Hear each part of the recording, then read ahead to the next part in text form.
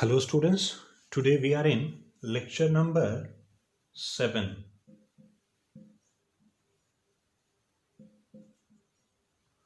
of the same chapter 1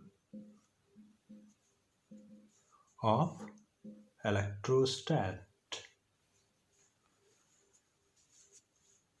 This is BS Pandey. Student today will try to solve few questions of Coulomb's law. As I told you in last lecture, we'll solve few questions on the basis of Coulomb's law. Okay, so the first simple question: if you are having a charged rod on which charge is uniformly distributed, suppose this charge Q is uniformly distributed on the length L, okay, and another charge small q is placed at a distance, suppose it is A, and you have to find the electrostatic force between this rod and this charge. Length of this rod is L, okay, this is the length of the rod. So how will you solve this question? Same type of question you have been solving in gravitation also. While teaching gravitation, I have told that recall such type of question and try to memorize, because the same types of question will be repeated in electrostat in standard 12th. Now today we are in that class we were talking about. Okay, now students, to find the force between this rod and this charge, as we know that the Coulomb's law is applicable for 2 point charges. Here this Q is point charge, no doubt, positive point charge, but this rod is not the point charge. Here the charge is uniformly distributed over the length of the rod. So first we will try to find out the elemental section of this rod. Elemental section of this rod. How we will find the elemental section of this rod? We will take a elementary length as dx, okay, at a distance x from this charge q. Now we have, and the charge of this elemental length will be dq.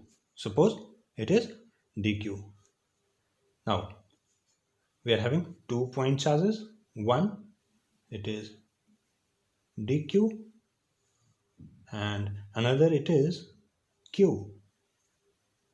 These two charges are separated by now a distance x. Now we can write the force. Since this charge is very small, so the force will be on this charge, force will be small. Since these two are positive, the force will be in this direction, and we can write here the dF. We can write using Coulomb's law, dF equals to K Q1 Q2 divided by separation square, it is x square. Now we don't have the value of dq, so try to find out dq by unitary method. Okay, if on L length charge is q, so my dear students, using unitary method, you can write on unit length charge will be q by L, but we have to find charge on which length? On dx length, which is the elemental length of the conductor. So charge on dx length will be q by L into dx, and this q by L into dx is nothing but a small charge dq. Now this q by L is also considered as the unit length charge, that is the linear charge density. It can be represented as lambda dx. Kindly note down. Now students, you will put the value of this dq, this dq in this equation, and then you will have this equation.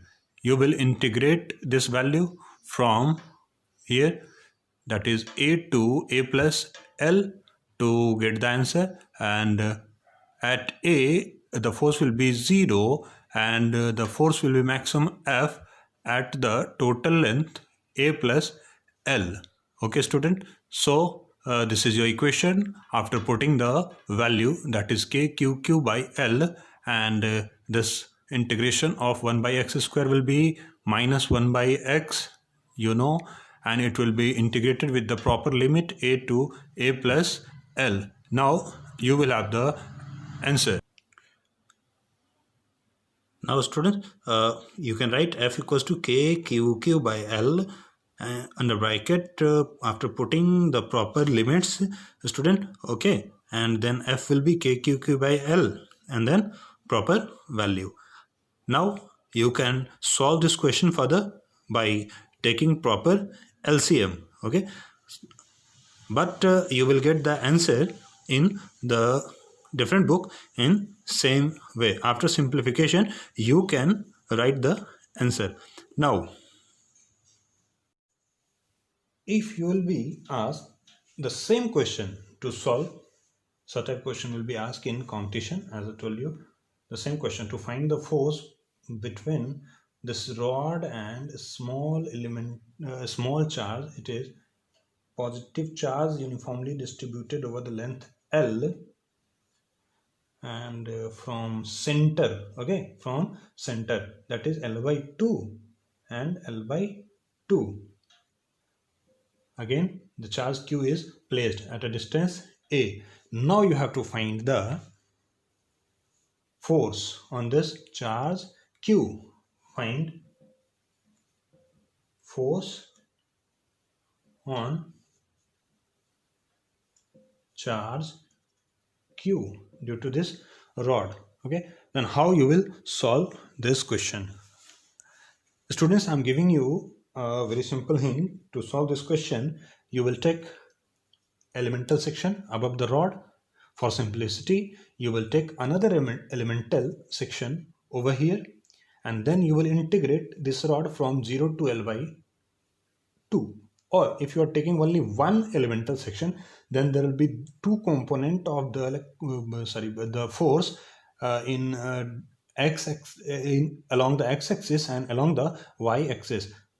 If you have been cut out over here the elemental section, what will be happen? There will be force between this elemental part and this positive charge. This positive charge will move along the line joining this elemental section and this q, and it will move in this direction. So this force will have the two component along x-axis and along y-axis. So why I'm telling you to take another elemental section over here?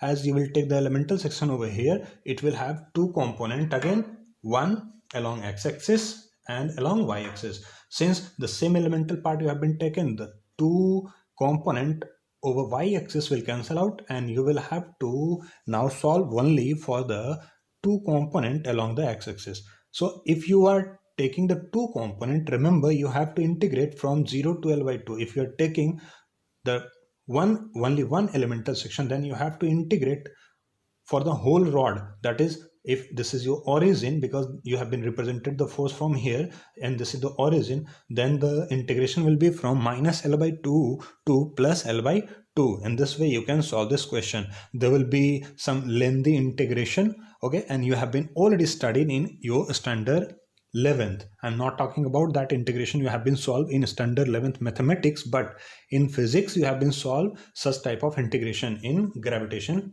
chapter, students. So try to solve this type of question by yourself. Another question in competition you will be asked, student, like this one. Suppose you have a charged ring. This is the ring, okay, and positive charge uniformly distributed over the ring. This is the ring in this way, and positive charge uniformly distributed over the ring. Okay, now from the center a charge is placed. From the center here a charge is placed at certain distance. Say it is A. From center O a charge is placed at a distance A. This charge is positive Q, and thus total charge distributed over the circumference of the ring, it is capital Q, and small q is placed at a distance A. If this ring is fixed, as this rod was fixed, this ring is fixed, then you have to find the force on this small charge. Of course, this charge will repel and it will move away. You have to find the force on this charge. Again, student, I am giving you the hint to solve this type of question, and this type of question will discuss in our classroom program. So I am giving you only hint over here. You will take again elemental section of this ring. First, you will try to find out. Here I am giving you the radius of the ring. It is R. This is given. Okay. What are given? Charge on ring. It is plus Q given. This small charge which is placed at a distance A, it is given. A is given. This charge is given, and radius of the ring, it is given, and nothing else. Okay. This quantities are given, and you have to find force on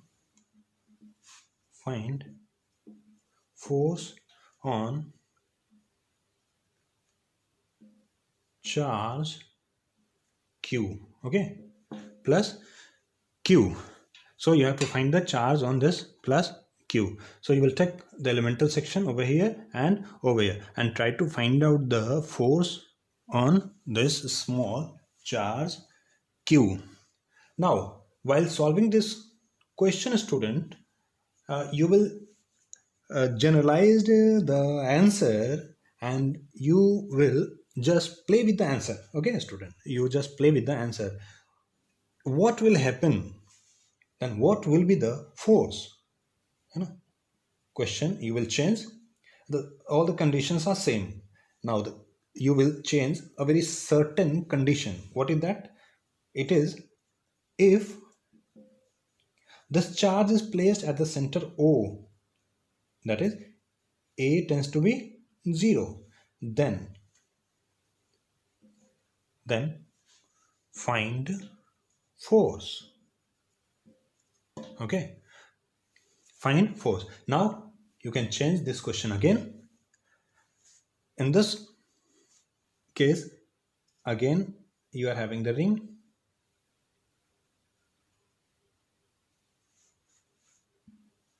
Now the ring is positively charged.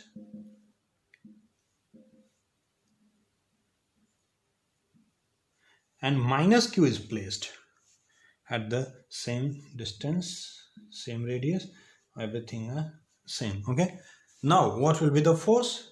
And again the next case, if A will be 0, that this charge goes to the center O, then what will be the force? Now the interesting fact behind this question, student, that you might be faced few question of such type of question in competition to find the time period. How, student? So listen carefully. I am just formulating or just changing this question with a very small condition, and you will see how you can solve this question to find the time period.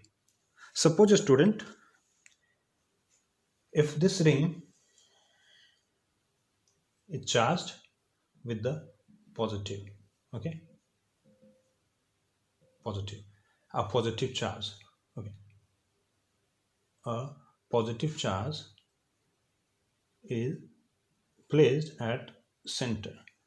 Of course, at this point F net will be, this is the example, F net will be how much?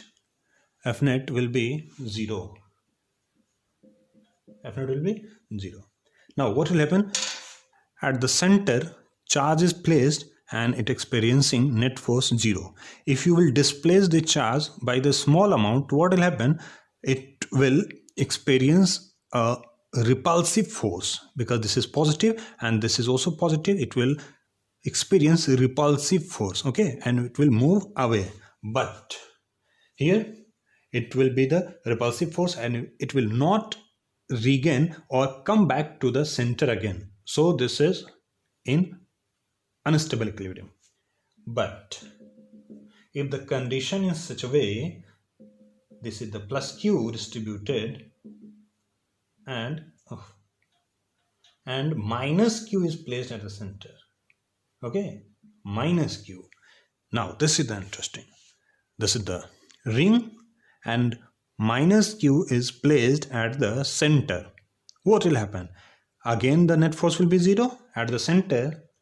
At O, F net again will be 0. Force experienced by the small charge q due to this ring will be 0, no doubt.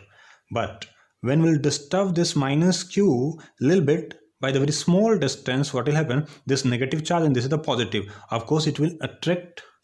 Towards the center, and if we are disturbing in this direction along the x-axis, that is along the I cap, it will move and try to regain due to the attractive force, and it will move towards negative I direction, so it will try to go to the same point. It means this negative charge is in a stable equilibrium. As this charge will move and reach to the center, the force will be how much? 0. Due to inertia, it will move a little bit out of the ring, okay, towards negative, out of the ring. Again, as it will move out of the ring towards the negative, again this ring will attract this negative charge towards its center, and this happens. It goes on and this charge will start oscillating. Again this charge will perform simple harmonic motion, and you will be asked in competition what will be the time period. In a small type of questions, in not very tough level, for easy level, you will be asked whether this system performing simple harmonic motion or not. Whether this system is performing simple harmonic motion or not, you have to only check, okay. So this is very simple. Whenever you will try to check whether this one is performing simple harmonic motion or not, try to keep in your mind, if the particle try to regain its actual position and try to go again its actual position, then it is in stable equilibrium. Otherwise it is in unstable equilibrium, okay student. So in this way you can solve such type of question. In detail I'll discuss in classroom program, students, okay. Now students, today's lecture I'll conclude with the question, because I got the mail of 2 or 3 students said you haven't discussed question on vector form of Coulomb's law. Okay students, so I'm telling here because we are having 5 to 7 minutes in this lecture. Which type of question or what is the importance of vector form of this Coulomb's law? Okay student, so while you are solving such type of question, student, this is the square, and you will be asked to find, this is the plus q plus q plus q minus q. You will be asked to find the force on O. This is the distance r. No doubt you can solve this question by the simple method, but how you will apply the vector law of Coulomb's law here, because after this question I'll give you another question in which you will compel to solve that question by the vector law only, that to save your time. Otherwise if you solve by the simple method, it would be very difficult, even it would be difficult for teacher to solve. So you need to know how to apply the vector form of Coulomb's law. Here with a simple question we are trying to just learn how to apply this law in vector form. Now students, you have to find the force on this charge. You know that all three charges will apply the force, as this charge will be repelled by this one, F1. This charge will attract by this one, F2. Okay, and again it will repel by this one. This is F3. I hope you are able to see. I'm telling this is F3. This is distance R. This is also distance R since it is square. Now, how you have to solve this one? So you have to apply the vector law. Vector law tells you F is K Q1 Q2 by RQ and vector R. Okay. Here three forces we are having. So the F net will be F1 plus F2 plus F3 in vector form. That's very simple. F1, okay, F1 it is K F1, this one, K Q1 Q2, that is Q square, are divided by RQ. What is the distance here? Magnitude is R. So the RQ and the direction in vector form you have to write. Okay, the distance between these two you have to write in vector form. So in vector form it is the vector R. Remember, vector R. Okay, now plus in unit vector also you can write, and that would be very simple. I think we have put here the unit vector if it is RQ. So it is unit vector. This direction I am using as minus R cap. Okay, now plus the second force. Second force is this one. This would be the I cap, so that it would be better for the representation. Now this one again we are having here K Q1 Q2. This is small q, no? This is capital K Q1 Q2 divided by RQ and the unit vector R. Unit vector R, that is R. This unit vector R will be the direction. What will be the direction? J cap plus this force. It is F3 K Q square divided by what will be the magnitude of this distance. It is magnitude will be the root 2R. So the root 2R Q, and the direction will be here, the direction of this will be along the direction minus I and minus J. Minus I, you will break the component, this will minus J and minus I. So this 3. Now you will add this 3 in vector form and then you will find the net force. Okay, this will be your answer. Might be you are feeling that, sir, previous method was simple. Okay students, you are correct that previous was simple, but you will be asked to solve this question. Then what will happen? You will be asked to solve this question. This is a cube. Okay, this is the cube and the charges are placed at the vertices. Okay, equal charge. I'm making a little simple this question. And the cube, this is the cube of side A. Okay, and you have to find the force.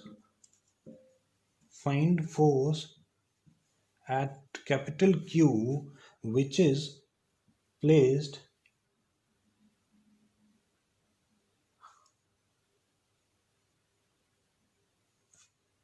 a distance from the center of the Q.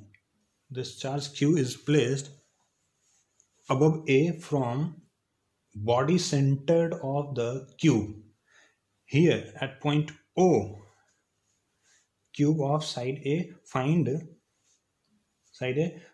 force at Q which is placed at O due to all the charges. Now you can see you will break the component and that would be the very difficult, but using that vector form you can solve this question very easily. Okay, in classroom program I'll just explain you how to solve such type of question. Thank you, students.